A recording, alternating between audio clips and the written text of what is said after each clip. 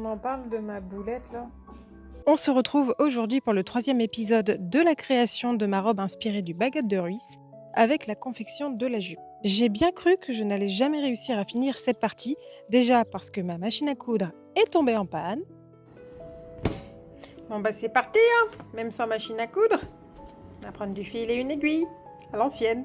Alors j'ai dû en faire une grande partie à la main.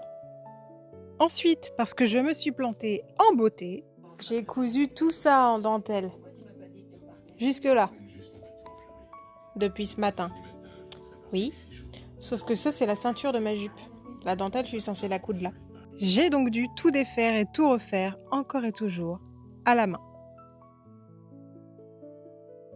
Une fois la première jupe terminée, j'ai attaqué la deuxième, encore à la main, jusqu'à ce que, miracle, ma machine soit réparée et de retour à l'atelier. Et oui, tout de suite, avec une machine qui fonctionne, ça va beaucoup plus vite.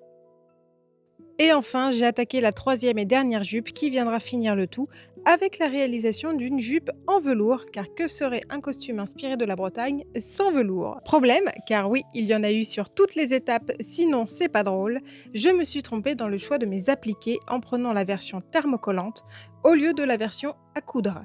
Comme je ne pouvais pas les échanger, j'ai choisi de les fixer avec beaucoup de précautions.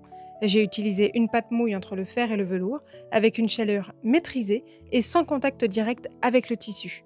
Ce n'est pas la méthode que je recommande ni celle que j'utiliserais dans des conditions idéales, et si c'était à refaire, je choisirais directement des appliqués à coudre. Mais parfois, il faut aussi savoir s'adapter à une erreur tout en limitant les risques. Après tout, ça fait partie des joies de l'artisanat.